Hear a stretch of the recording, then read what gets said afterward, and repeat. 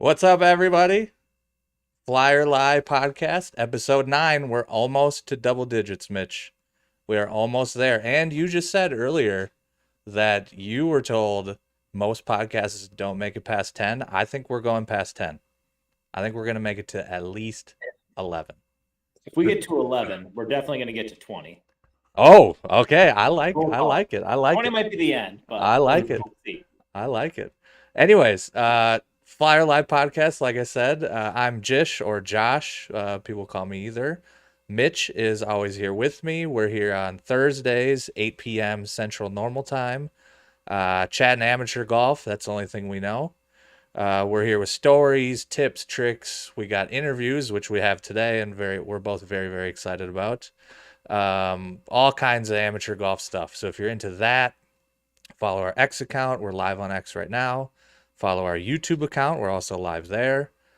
Do all the liking, the subscribing, all that good stuff. We want to have a community here of amateur golfers that we can chat with, before, after, during the shows, all that good stuff. If you're here live with us, chat along, throw out some topics if you want. If you have shot pattern, chat along with that. Let us know what you think about that. If you got stories or whatever, we would love to hear that, and we can pass it along to our new friend here. Anyways, Mitch, to our guest. Our guest here is Eric, who is the man behind Shot Pattern, and we just learned his name today. I was actually just going to call him Shot all day. But we're gonna go with your real name, Eric. Eric, thanks for joining us. You are the man behind Shot Pattern. Is that correct? That's me. And yeah, thanks guys. Thanks for having me. Excited to talk golf. And yeah, amateur golf is definitely my sweet spot as well. So excited to talk to you guys and share more. And before we get going, Mitch, last week I have to apologize to you. Last week, What happened? right at this time, 8:10ish, I declared in Minnesota that it was golf season. And you were angry at me for doing that. You said I jinxed it live on the show. You were angry that I jinxed it. You were certain we were going to get snow and life was going to be ruined. And we did, Mitch. 9 inches of snow 2 nights ago. I still haven't finished shoveling my driveway. At this point, who cares? Just let it melt. Mitch, I apologize. I ruined golf season. You called that in February. That's on you. I did. Here's the thing. Last Thursday, it was like 50 degrees or something. It was beautiful. Sun was shining. I look out to my window to the right, and usually I look out there in February and the ground is white. There's piles of snow. I can just look out there. I can see all the dog poop is like, I just know it's under there somewhere, and I'm annoyed about that. But this time, last week, I look out there. The grass is brown. It's all like brown out there. It's looking great. It looks like we're about to play golf. So I declared it golf season. Mitch played golf on Sunday. After that, I set up a tee time for 2 days from now. I thought it was golf season, and then snow. So, Mitch, I apologize. This is my fault. I don't usually believe in jinxes, but I might have jinxed it. So I apologize. All right. But anyways, moving on to our podcast today. Yes. I think we should let Eric introduce himself, talk a little bit about Shot Pattern, how it came along, and his history with how he got into golf in the first place. Yeah, you want me to start back at the beginning? Sure. Yeah, let's do that. Cool.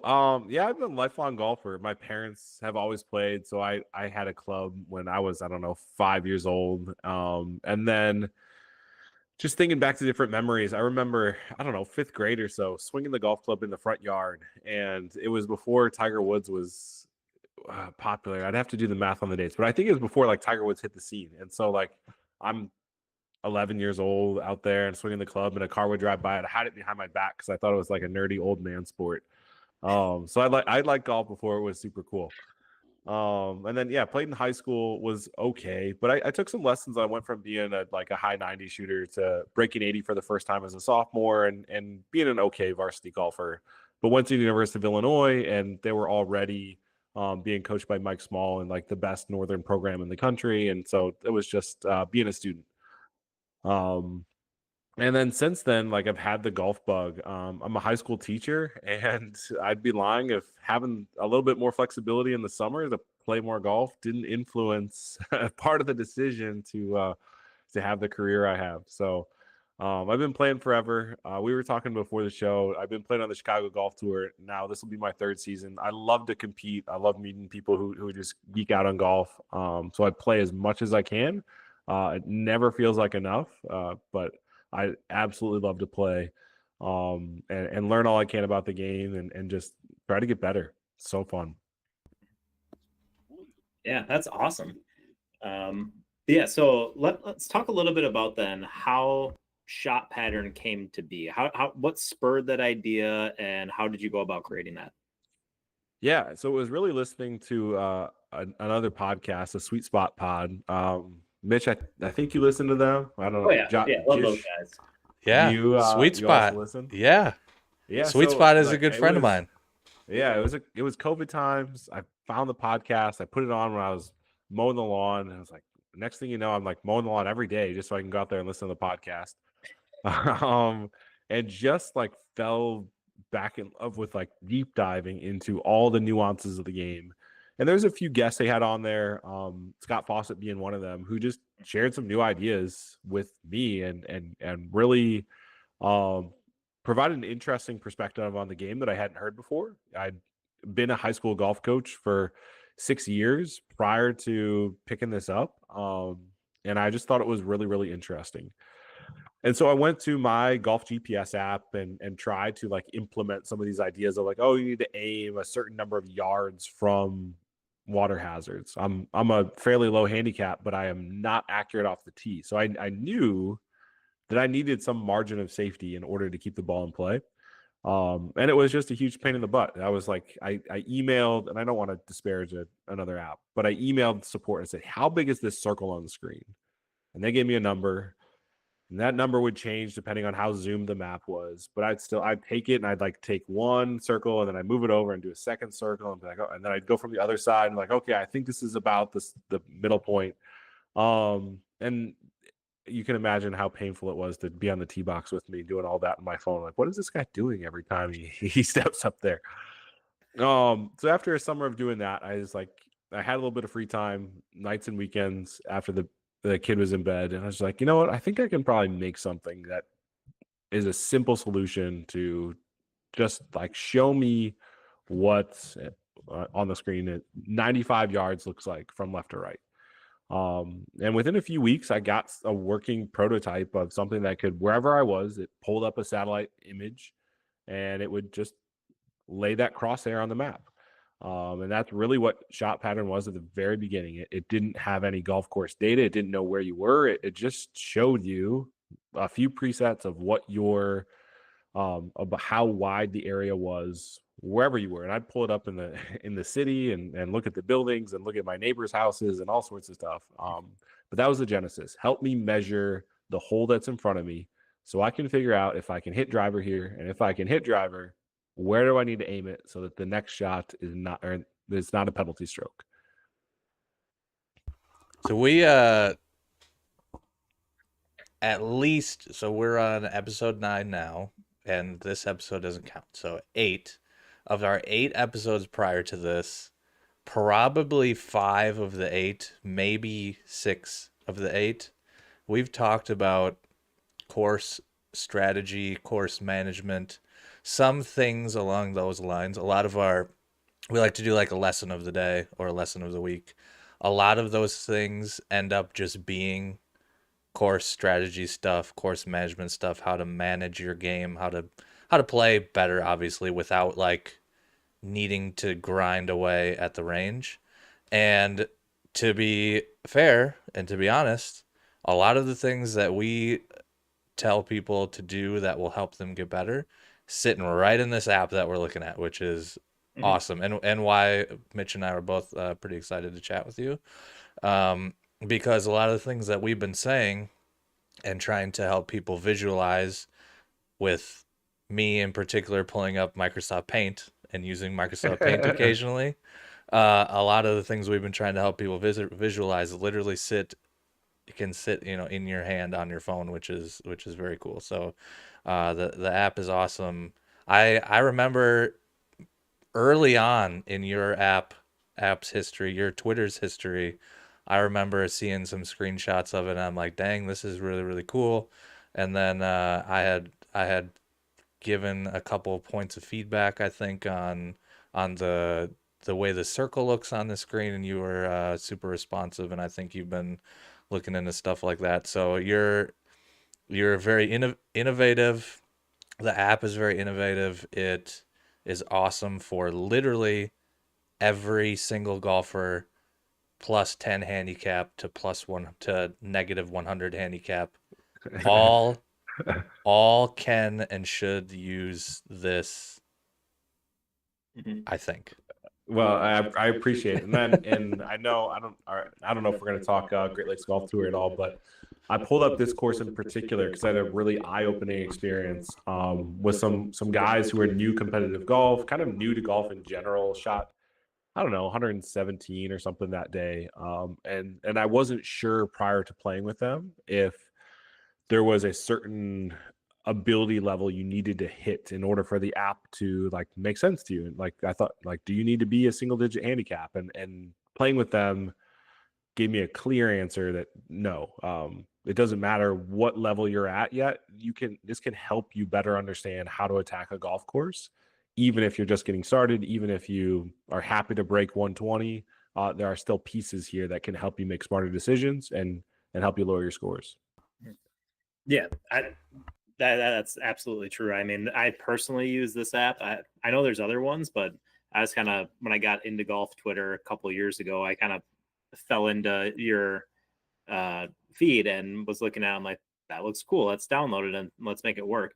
And what I would say it helps the most for, especially if you're somebody who travels around to different courses, is you don't know the course, you don't know where to hit, but you pull up this GPS and you can see, how far it is, or how wide the fairways are, and things of that nature. And as a competitive golfer, it was eye-opening how useful it was. I know when Josh caddied for me last summer, he had all sorts of maps, renderings. I mean, he went full caddy for me. That's even awesome. then, I would still have shot pattern up, and I would check and be like, okay, yeah, that's good. Yeah, look at him over there. Is that homemade? Yeah, it is. Yeah. That's incredible. It's that what these books are. I love to do it myself. That's how my brain works. I like to do it on the screen, do everything myself. I literally could just grab your app. This, I have a whole thing of them sitting right here. This is just one. This right here, images of the holes. This is your app in paper. That's what it is. I've had some that is what I requests for do. that. Some people want a paper version. So maybe I'll just send them your way. Like, hey, I got a guy. You need a paper yardage book. I got a guy. I can do it. I actually got the idea, and we're maybe getting off a tangent, but who cares? I got the idea for doing that from Scott Fawcett. So he's obviously an inspiration for your app. A lot of the stuff I do in my own golf game is inspired from him and Decade and the guys on the Sweet Spot podcast. But yeah, so I got that from him because his Decade app, I think that is all you can do, is you get the whole stuff, and then he just has it set up so you just send it to a printer and then you put it in a paper book. So I was like, oh, that's interesting. I'm just gonna do that myself. So you go to Google Earth, you do all the drawings and all that shit, and then I figured out a way to print it so that I could just cut a couple pieces and then slap a like thing on the top so it can flip, and then boom. So there we are. There you But go. it is literally it is your app just in paper, That's great. which I brought with me to help Mitch. Yeah. Before we keep going, Dan Winters, our friend Mitch, is in chat. He says hello. Dan is the part owner of 3570 Golf Co. They sent us these awesome hats. Mitch is wearing one as well. Thanks, Dan. Appreciate it. I wear this hat literally every day. So, Apparel company. apparel company, yes, yes. They it sounds like they're working on some new designs and stuff. Their current stuff is really really good. The hat Mitch is wearing is my favorite hat of all time. I have it right here. Ozzy. Ozzy, our adopted team mascot. Yeah, it sounds like they're working on some new clothing stuff, some new hat stuff. They just signed a couple pro golfers, it sounds like, to their roster, which is cool. So Great. yeah, give them a look to anybody that doesn't know who they are already. They're awesome. Anyways, Mitch, I gotta stay off the tangents. I really do. Did Dan say something? I don't recall you actually saying that he said something in Yeah, there. he said, "Hey guys." Oh, hey guys. All right. Yeah, What's up, Dan? Hi, he Dan. said, "Hey." He said, "Hey." So I had to plug the company because we're wearing his hats and they sent them to us. So Absolutely. So I would love to start talking some more amateur golf, tournament golf on your side. But first, I don't yes, know if you wanted to do a little tutorial on how to actually use your app yeah, to do target selection and things of that nature. Cool. So I'll talk about just how I use it. I think my approach is generally applicable to any golfer. So I have a course pulled up here. Is actually the first event I played last year on the CGT. And what I do when I step on the tee box is just try to figure out where driver would go and if there's enough room to hit driver. So one thing that makes shot pattern different from just about every app out there is that you don't just get a generic circle in the middle of the screen. You get this left to right arc, which you can customize to your own driver dispersion. So mine's set to 95 yards. I wish it were smaller. It's not, and that's why we're a three handicap and not a plus two. that is part of the But key. Before I don't want to stop you. That is for people that are going to get into your app, by the way, and hopefully they do if they see this. Part of the key to doing stuff like this, whether you're going to use the app or do it on your own, you should do it some way. Part of the key is being very realistic with how good or ungood you are at hitting the ball. Because if you're going to use your app, Eric, and you set these lines at 60 yards and your actual lines are 90, you're going to write a bad review about the app, but it's actually your fault because you put in the wrong numbers because you don't understand or you don't believe the truths about your own golf game. So yeah, we could be all use a careful little with that. truth serum.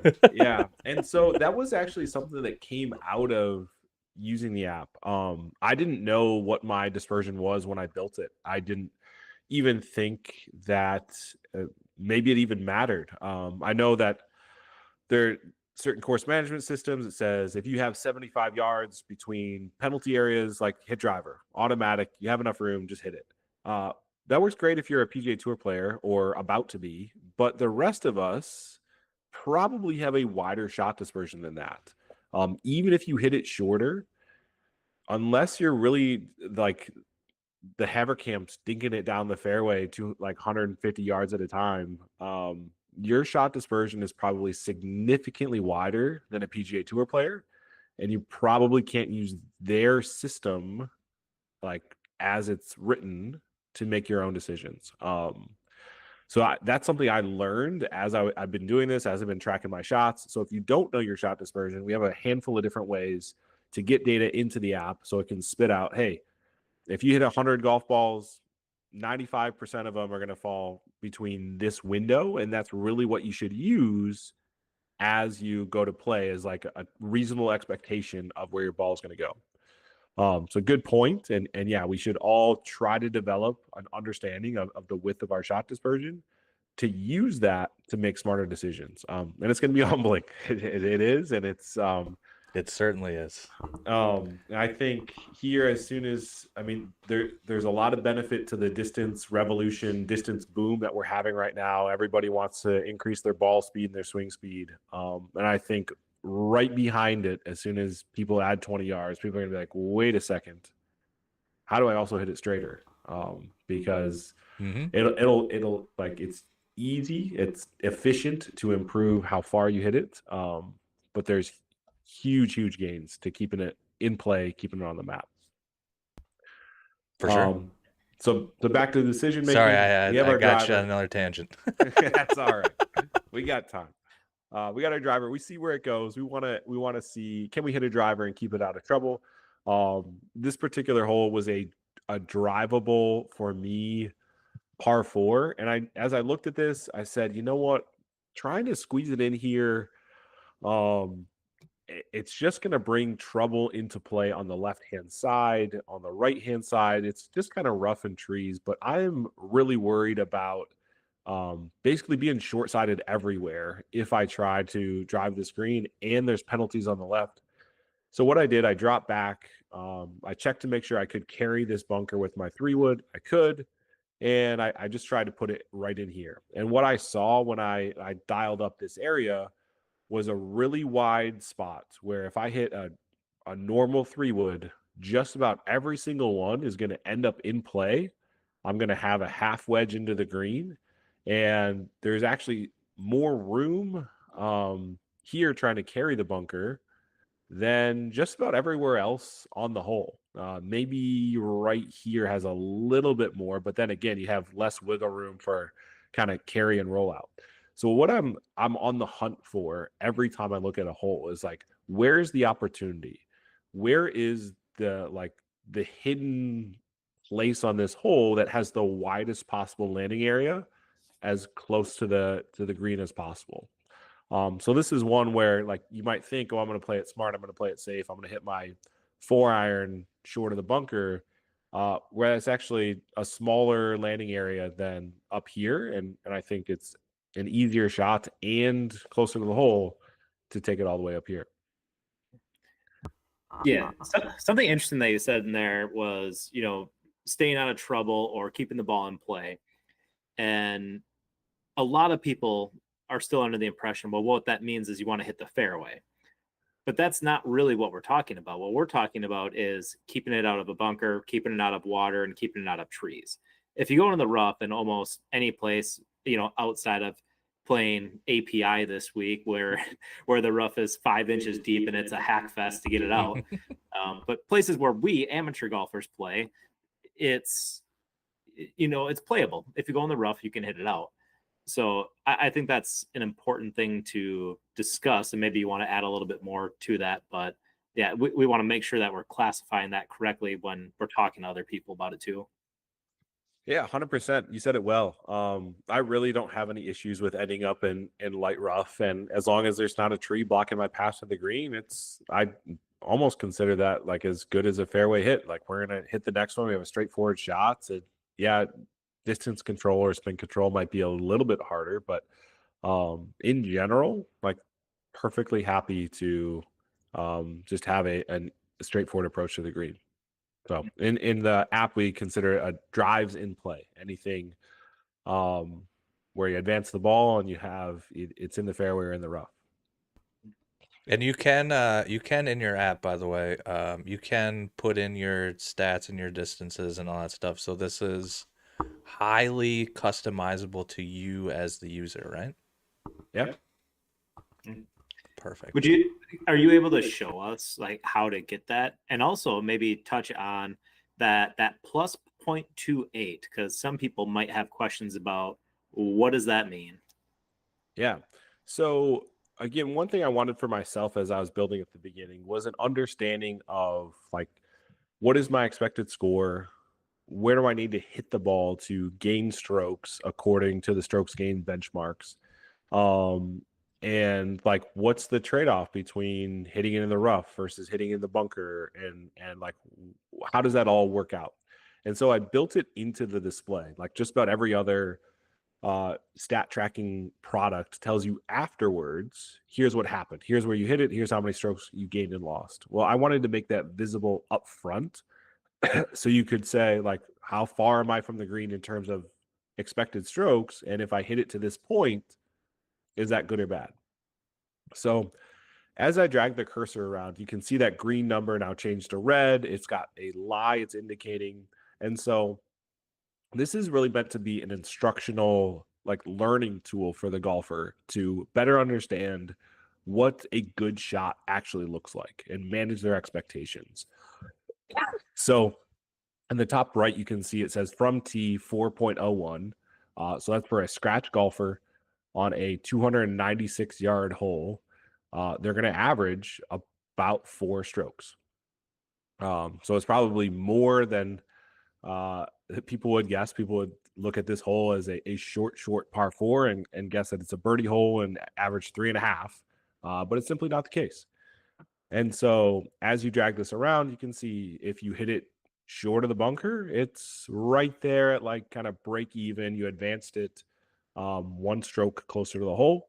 But if you get the ball up here, you're gaining a third of a shot against a scratch golfer.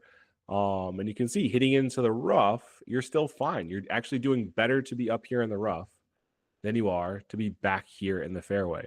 And so by moving the cursor around, you can help better understand the trade-offs between those decisions. And I think that's a really interesting one. Like, would I rather be here in the rough or here in the fairway? And according to the pure math, in general, you'd rather be closer to the hole. That is 100% true. And in general, we can go to our guy Lou Stagner again, who always does the in general situations. In general, it is always better to be closer, but also every hole is unique to itself, and so it's important to do this exercise on every hole you play. And like we're just looking at just like a bird's eye view of the hole. If you go and play the hole and like where you're aiming right now, like that's a massive hill that just automatically kicks down and like into water or something, obviously then that shot that you're showing there isn't in place. So you have to use your brain a little bit too while you're doing this stuff. But yeah, for the most part, and we've said this a lot, hit it as far as you can where you're not going to hit the ball out of bounds. Rule number 1, off the tee, just don't lose the ball. Keep it in play. Rule number 1. It's a good rule. And another thing the app does here that we've talked about a few times, and we had a lesson on this, is we're showing the tee shots right here, and we were talking about like target selection, basically how you go about picking where you're going to aim when you stand on the tee. App does a good job here of giving you the left to right off the tee, and we talked about that off the tee where you have some room long and short when you're using a driver or a 3-wood or whatever, but for the most part that doesn't really matter because there's not a whole lot of issues short or long off the tee. For the most part your issues are left and right, so we really only mostly care about left and right, which is exactly what the app shows here. I assume when you click to approach there, it gives you the circle. Par 3. Yep. And then of course we've talked about this too, where now when we're approaching the green, we care about left, right, short and long. And this is a really awesome tool to actually show the visualization of stuff we've tried to talk about on the podcast here of you need to put your circle in a spot where your ball is either going to be on the green or in a spot where you're not dead. And a lot of people's circles are large, so there's going to be spots where you're just going to miss the green occasionally unless the greens are massive. But the key is to make sure that those missed spots are in spots where you can get the ball back onto the green, not where you're short-sided in a bunker and you're going to blade it and it's going to go into the woods on the other side. So this is a super awesome piece of the app that we've tried to visualize here just by talking about it, but you can see it here where you can obviously drag the circle around and then make it so that for the most part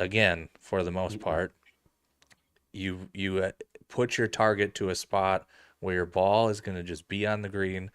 Another rule that we've said, to score better, ball just has to be on the green. You don't have to try and make it. Don't try and make it. Ball on the green. I love this. I love this piece of the app. It's awesome. Yeah. So for the Land O'Lakes Tour listeners or CGT, I did a deep dive into like the 9 events for the regular season of the CGT last year. I looked at every single flight. I ranked all whatever 9 times 18 holes it were on the tour in terms of degree of difficulty, and I looked at what are the types of holes that are hardest across this amateur competitive golf when we have like scratch players all the way to 30 handicaps. And a hole like this would be one of the hardest holes on tour because of this forced carry. Um, Again, we got the tee box back here. We have basically the entire hole is a forced carry. And if your ball clanks off the planks and goes backwards into the water, you have to hit from the same spot. Or I guess in this case, you could drop 20 yards closer, but you don't get to use a tee. A hole like this would probably rank in the top 10 of difficulty, especially if we had a front pin like this, because a number of people are going to pick a target that is equal to the pin because they pulled out their rangefinder, 154. I got that club, 8-iron. They hit it. They hit it slightly off the toe. It's not even a bad shot. This circle represents the average shot for me from 150 yards.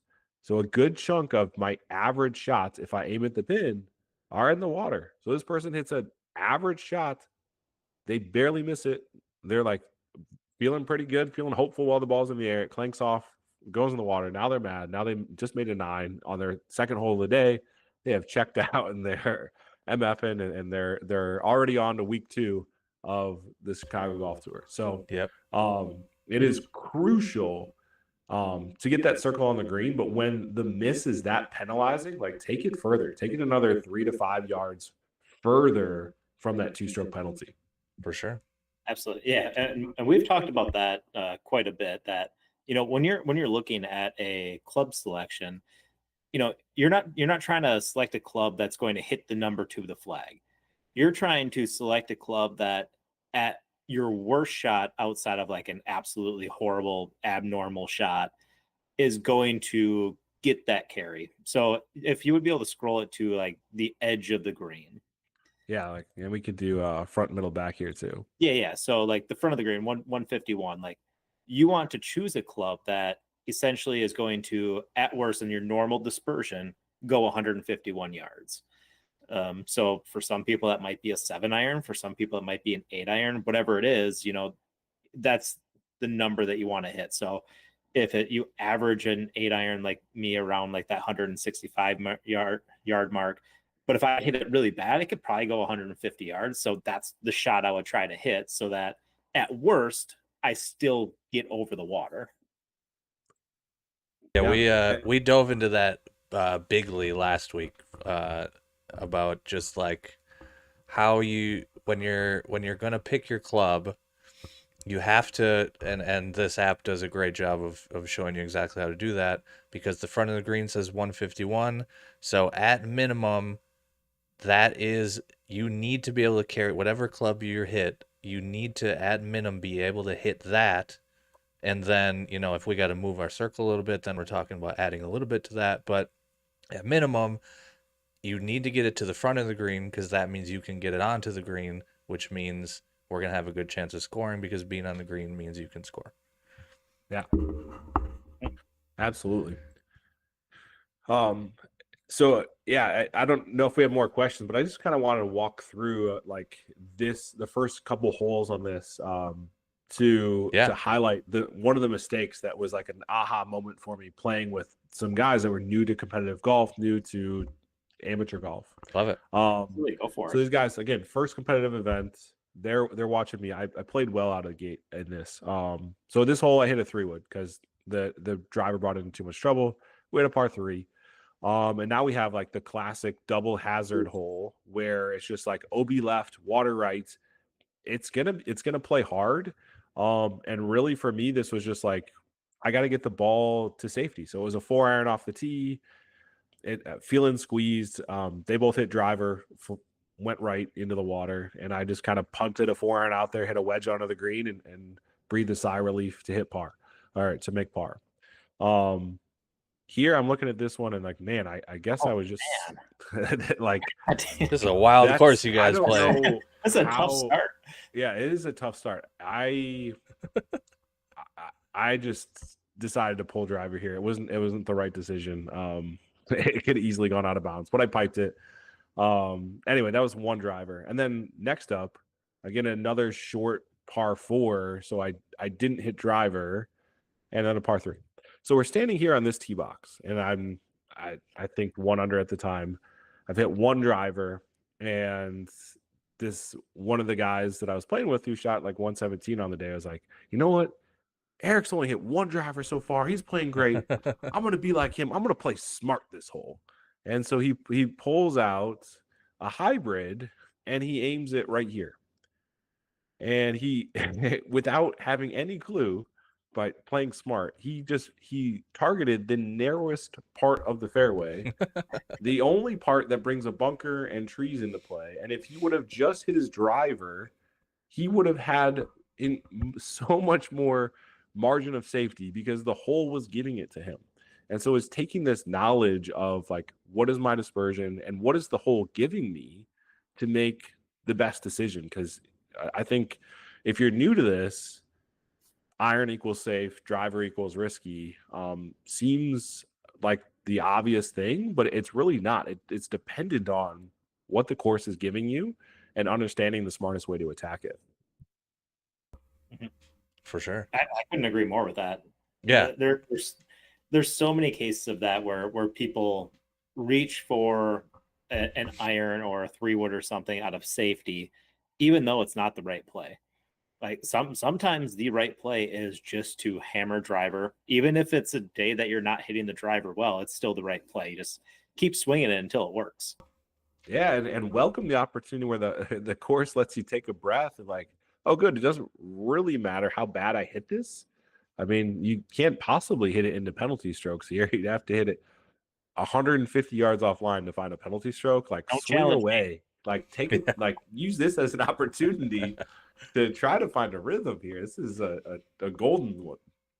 Yeah, that's exactly right. And that is the classic situation where people do tend to club down on holes where they really shouldn't, and then they're already putting themselves at a disadvantage. I've seen it a lot in competitive golf where people are trying to score low, so they see some trees and they're like, "Oh darn, I got to hit 4-iron here." But the distance between the tree, like to get your dispersion close enough to be able to for sure fit it through the trees, you would have to hit like a pitching wedge. So if it's the same the whole way down, you might as well just try and get the length, you know. So a lot of people do make the mistake of putting themselves in a bad position just because they think that their driver is less accurate than other clubs, even though it's the biggest club in your bag. It makes absolutely no sense to me. So yeah. So one thing, here's a great example right so there. it's like number 7 at Augusta. You like when you watch this hole in April, like so many guys end up in the trees on this hole, and just about all of them still hit driver every single time because, like you said, it's hard to hit the fairway, but in order to find safety, you're really gonna like punt it out there, and again, you can't really hit it left because you're still blocked out by the trees. So, so you got to hit an 8-iron so off the like, tee. and so what you're gonna hit like 5-iron, and there's not a single pro that does that. There might be some that hit 3-wood. It's a really close call. I have a buddy who does stats and analytics for some PGA Tour guys, and he's broken it down, and it's like this kind of player choice on this hole. You maybe drop a 3-wood, but nobody's going to pull it back to a 5-iron to make sure that they can fit it in this whatever like 40 35 yard window. It's just a tight hole, and a lot of people are going to end up in the trees, so just know that it's hard for everybody. Yeah, for sure. I think that comes down to just understanding the course that you're playing too. Like Augusta, if you're trying to hit a par 4 from 220 yards out with a 5-iron, good luck hitting those greens. Yeah. I mean, you're basically taking the same risk. If you end up in the trees, you punch out, and then you got a little wedge up into the green. You're almost taking the same concept to it. Like so it's a lot of it's just course dependent and understanding where you're playing. Yeah, sure. That's a good point. Just because you hit the tee shot of play, if all you did was delay the hard shots, you still have a really hard one coming, that where things could blow up on you. So it's understanding like what am I leaving myself with this choice? And so, as far as using this app or anything like this for competitions, you play in competitions. We both play in competitions. We're going to compete together this coming summer. Is this app competition legal, or how do the many users of this app use this that are competitive golfers? Yeah. So I've been thrilled, flattered, humbled that I have users on at least 6 professional tours around the world. I think them and their caddies are using it mainly as a preview tool instead of using Google Maps, Google Earth. They find it easier and faster to do it this way. But I'm thrilled to tell you that you can also use it if rangefinder is allowed, then shot pattern's allowed. I've had it reviewed. Actually, I'm not allowed to say that. It is permitted under the rules of golf because if I were to mention a governing body's name, I'd be like appropriating their name, image, and likeness or something. So it's permitted under the rules of golf. um, and so all that will change is you'll lose access to these strokes gained benchmarks and predictions. You'll still be left with the ability to have your customized shot arcs and circles. You'll still get those distances. And you can still plug in all of your shots and track your stats after the fact. So I feel like all the really meaty decision-making tools that you need to attack a new course are still there. I added course elevation in the last month or so.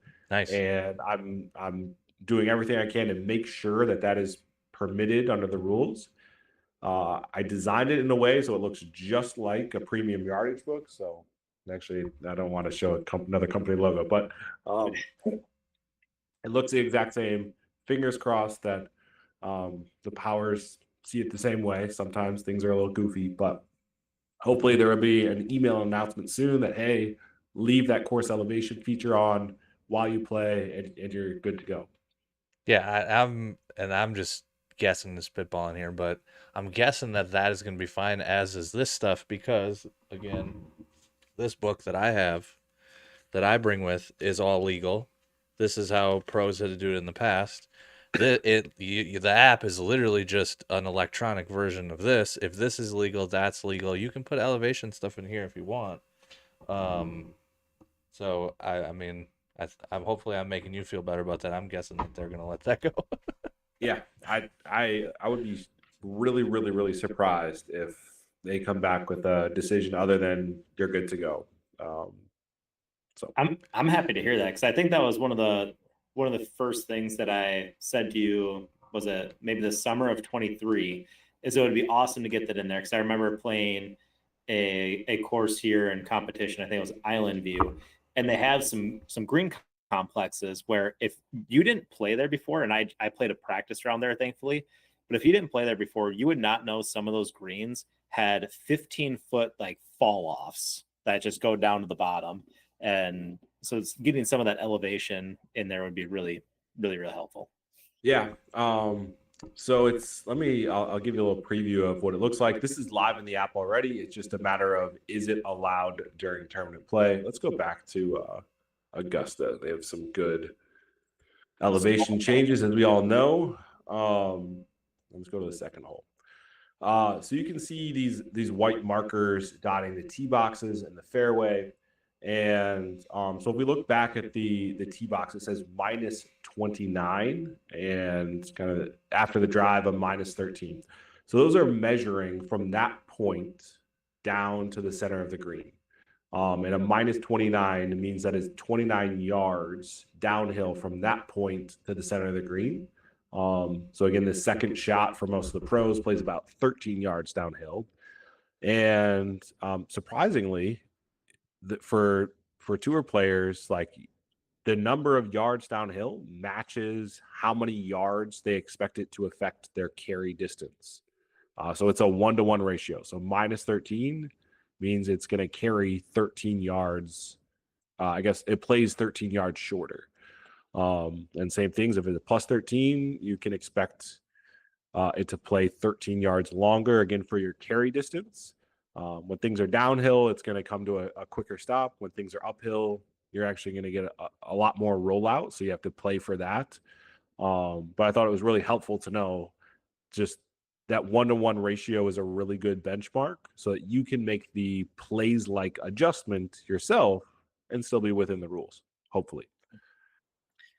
That's awesome. I feel good about it. Personally, knowing all of the things that me as a player or me as a caddy can just hand draw or write, like I can make a paper look exactly like your screen does like that. So it would be surprising to me if that wasn't allowed because I can literally draw that and have that. So I I, I think that's an awesome feature. It sounds like Mitch is in love with that feature. So yeah, I feel good about that for sure. What so you have that going. You got anything else in the pipeline for the app for upgrades? Yeah. So one thing that used to exist that I ripped out to do like the full stats was being able to track some shots while you play. It was really simple before. Basically, tap a button when you're on the tee box, tap again when you're next to your ball, and it would help you measure your dispersion. I took that out last summer, but I'm working on bringing it back so you can track some or all of your round live while you play.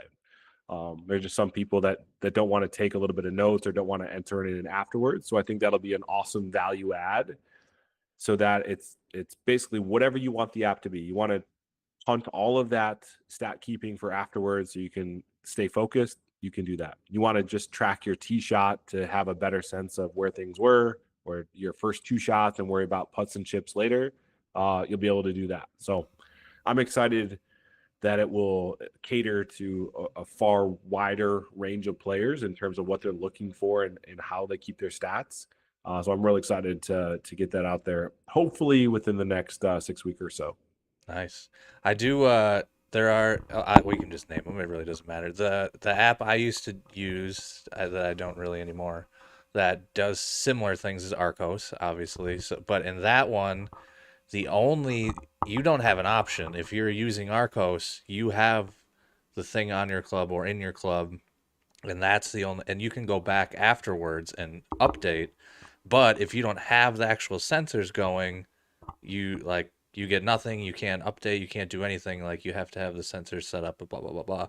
So I like the idea that you can do it if you want while you're going. And that it was a criticism of Arcos is, well, there's just people that don't want to do it while they're playing. They don't want to pull their phone out all the time and be on their phone the whole time, which is a fine criticism, or maybe not even criticism, it's just a personal preference and it's fine.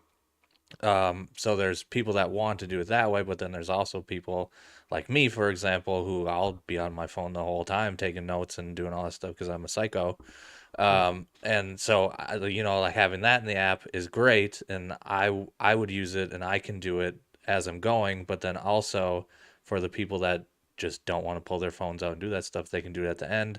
That's a super awesome feature that fits literally anybody. Again, as I said at the very beginning, it's awesome because it fits people that are, if you're the plus 10 handicap or you're the negative 100 handicap, like however you want to play, however you need to do it to make sure that you're preparing yourself better for golf, like it's just in your hand right there. So it's awesome. Yeah, no, I appreciate it, and yeah, I think what's great is that I think most companies are trying to fill a niche and fill a need and differentiate themselves in some way. And as I've worked on this, I've developed a tremendous respect for what Arcos has put together, how seamless it is, and how Yeah. well it works for a large majority of people. It's for a lot of people, it's a really, really good system Hmm. because um, it just reduces the lift of shot tracking to keep it simple. I like to have a little bit more control over it, and obviously I have my own system, but I hats off to them. I think they're doing a really good job, and they For continue to sure. lead the way. For sure. Yeah, and yeah, they have all the powers of anything they need there, so they can do and implement whatever they want. And and whatever. But Yeah. yeah, having the feature that you have there where you can turn it on, turn it off, do whatever you want with it, it's good. I'm only like 30 million behind in VC funding, so Yeah, right. Well, we'll Exactly. get that to you after this podcast from our night. Yeah, you're gonna blow up podcast after number this. 9. Yeah. It's the money one. Right. But anyway, speaking of 9, we are running up to 9, which is usually when we try to get out of here. But before that, we're amateur golfers. I shared one of my embarrassing stories. What was it, last week, a couple weeks ago, about a time that I shanked a golf ball off the first tee while like 20 people were watching in a tournament. Super embarrassing, straight out of bounds. It was awful. So what I want to hear from you, I want 2 things. I want one, what is your favorite memory in a competitive golf tournament? And 2, what is your most embarrassing? And you can talk about that in whatever order you choose. All right. I will go with favorite first. And then man, the only embarrassing one that comes to mind is pretty tough, but I will I'll roll with it. So it's okay. We both had them. We both had them on here. Favorite memory in a competitive round. I guess I'll go with 2. When I was going into my sophomore year of high school, I hadn't broken 80 yet. I'm sitting on the computer one day. My dad walks in the room. He's like, "Hey, I want to make a bet. First one to break 80, the other guy owes him $100." I was like, "Whoa, Dad! Like, I don't have $100. I don't know if I could take the bet." He's like, "Son, I've been playing this game for 40 years and I've yet to do it." I was like, "Oh, well, yeah, I'll take the bet." Fast forward 3 months, my last tournament round of my sophomore year of high school, I get to walk off the course, pick up my cell phone, call him, and say, "Dad, you owe me $100." And he knew what I meant. He knew I had broken 80 for the first time. It was a conference championship. And I actually won with the 79. I guess it was a weak field that day. But it was just really, really cool to kind of have that goal put out there for me. Have the first time it happened being in a competitive event, conference tournament, kind of the biggest event for the year for me that year, was really cool.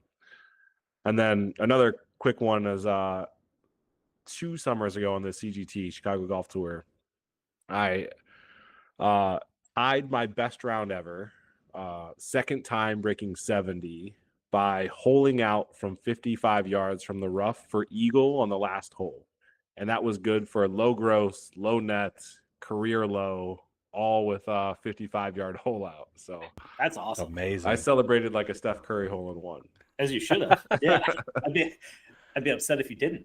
The first time I broke 80, by the way, I was a similar situation. I didn't need it. I didn't need to hole out to break 80. I holed out to shoot 78, but I also holed out from like 30, 40 yards to shoot 78 when I broke 80 the first time. That's so. awesome. I don't think I have such a cool story. I think the first time I broke 80 was just like a normal. Yeah, you're just a normal guy. You're just a normal good golfer guy. Good for you. For bogey good for you, Mitch. My embarrassing story is a doozy. Hell yeah.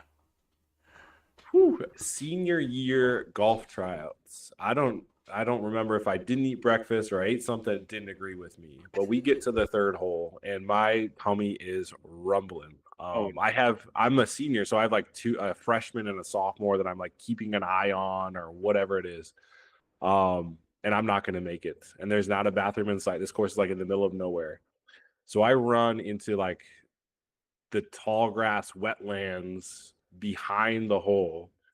And I'm like, "Oh God, I'm not even gonna make it anywhere." And I pull my shorts down and it comes blasting out. I'm like, "Oh my God, thank God I made it." And I look down and I haven't missed my undies. Like it's all gone straight into my underwear.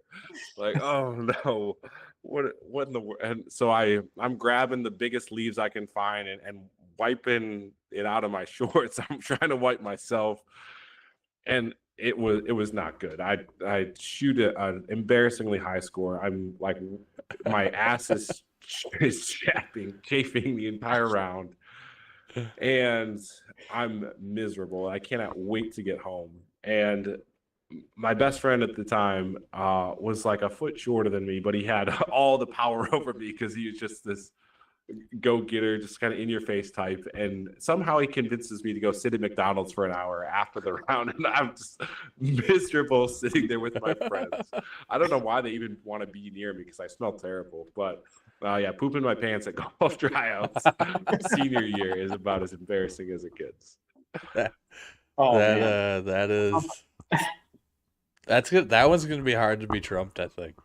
Yeah, I think we just maxed out. Just cancel the podcast. Yeah. Episode 9, not making it to 10. Whoa. We gotta make it. No, to we 10. got it. We got it. We're good. All right. We try and stop at 9 usually. It is 9:04, but we did start a little bit late, so this doesn't count. Mitch, before we go, we've talked about the Chicago Golf Tour a couple times here, and maybe people don't know what that is. I'd like to plug the Land of Lakes Golf Tour, Mitch, which is basically the same thing as the Chicago Golf Tour, except it's in Minnesota. Land of Lakes Golf Tour is a brand new tour in Minnesota. It's been running in Chicago for 6, 7, 8 years, something like that. It's been a long time now. And it is a golf tour for amateurs that is flexible to competitive golfers that might not have the time to play tournaments that are on Wednesday afternoons or, the Saturday tournaments, stuff like that. It is flexible so that competitive golfers can play anytime they need to within a 2-week span for that event. It's set up very much like the PGA Tour does, where they have, events throughout the year. Obviously, these ones go 2 weeks. They have majors, so there's regular events, there's major events. You accumulate points throughout the year, like the FedEx Cup style stuff does, and at the end of the year, you have a big bash, a single day tournament at the end for the championship. All very cool stuff for an amateur golfer that might not be able to just do like the 1-day Saturday events, the 1-day Sunday events. You get your 2 weeks to play. You can play with whoever you want throughout the tour. It's flighted, by the way, so you're playing against people that are your skill level. There's a whole bunch of different things in place to make sure, or to do our best job anyway, that people are not sandbagging. So there's a lot of different stuff in place there to make sure that the people you're competing against in your flight are actually deserve to be there. All sorts of awesome stuff that kind of combats the things people feel bad about in the single day tournament. So Land of Lakes Golf Tour Mitch is a partner of our podcast here, mostly because I run it.